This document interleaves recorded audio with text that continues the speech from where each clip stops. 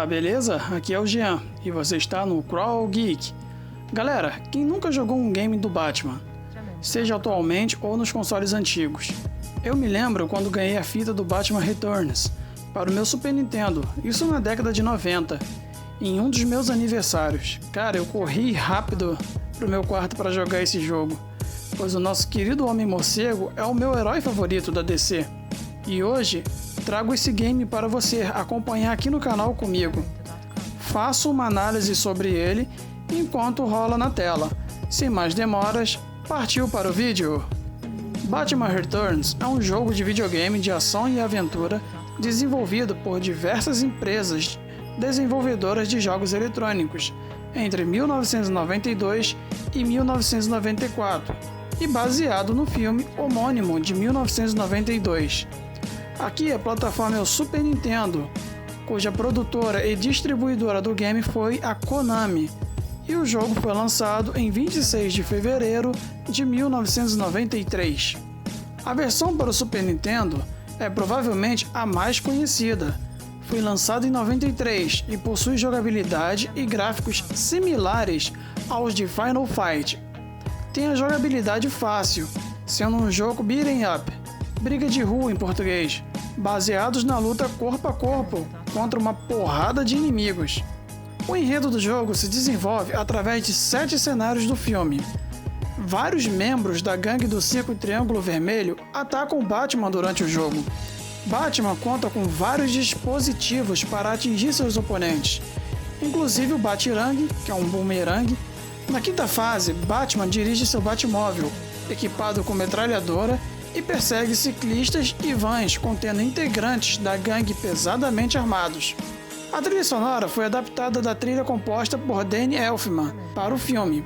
O jogo recebeu o prêmio de melhor jogo licenciado de 1992 pela revista Electronic Game Monthly. Batman Returns foi inspirado no filme de Tim Burton, lançado ao mundo em 1992.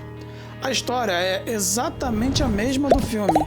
Gotham City se aproxima do Natal e faz as preparações para a festa. Enquanto isso, um mutante deformado brota dos esgotos, chama a si mesmo de Pinguim e começa a conspirar junto do empresário inescrupuloso Max Schreck para se tornar o novo prefeito de Gotham.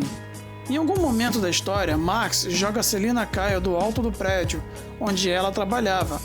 Porém, Selina cai em um caminhão de areia e, ao invés de morrer, ela fica traumatizada, se tornando a Mulher Gato.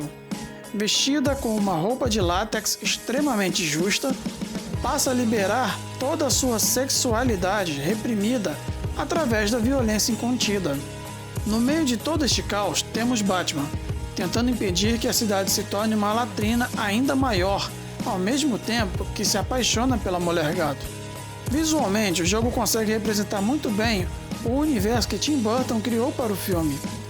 Os cenários representam diversos momentos da história, como o ataque ao Gotham Plaza, o confronto com a Mulher Gato no alto dos edifícios, o momento em que o Batman resgata os primogênitos de Gotham dos capangas do Pinguim e a batalha final contra o Sr. Cobblepot, o Pinguim, em seu QG, escondido no jardim zoológico abandonado da cidade.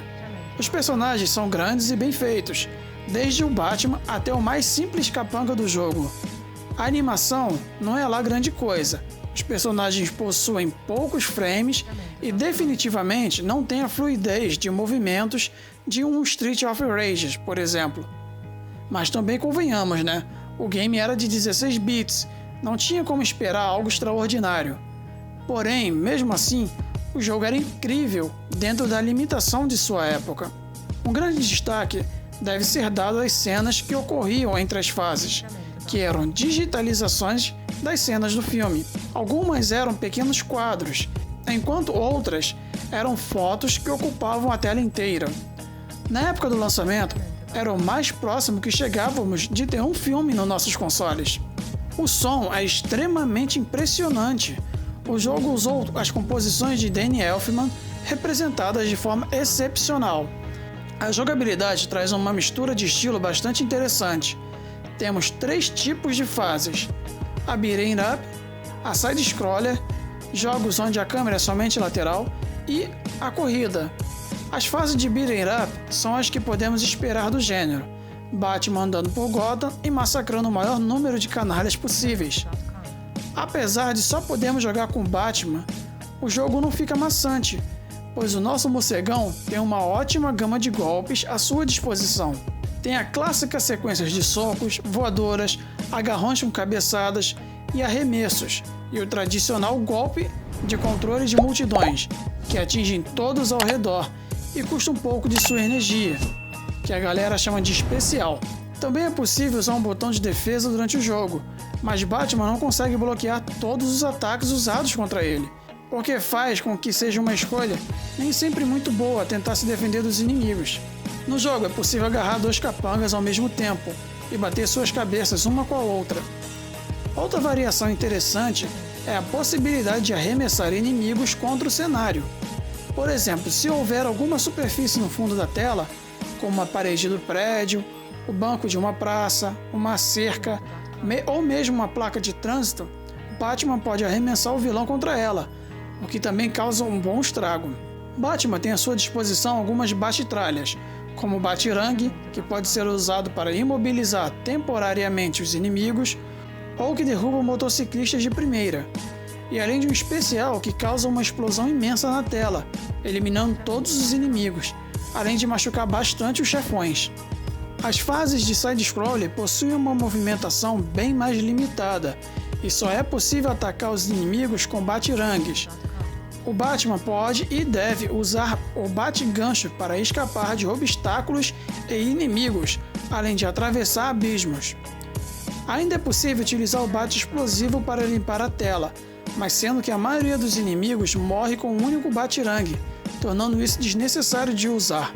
E temos a fase onde pilotamos o Batmóvel contra os motoqueiros em Gotham, que para a época era uma das fases mais nostálgicas, pena que passava muito rápido.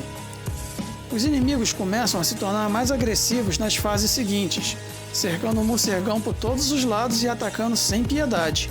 É difícil jogar todos os capangas de um único lado da tela e não ser pego pelas costas, pois sempre tem um capanga que aparece e o acerta, o deixando vulnerável para apanhar de todos os outros capangas.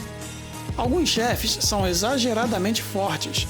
É muito difícil se aproximar da mulher gato para atacá-la, pois ela dá muito pouco espaço para isso, e o mesmo vale para o pinguim no final do game. O único final que presta, que é o mais bacana, só pode ser visto por aqueles que terminarem o game na maior dificuldade possível.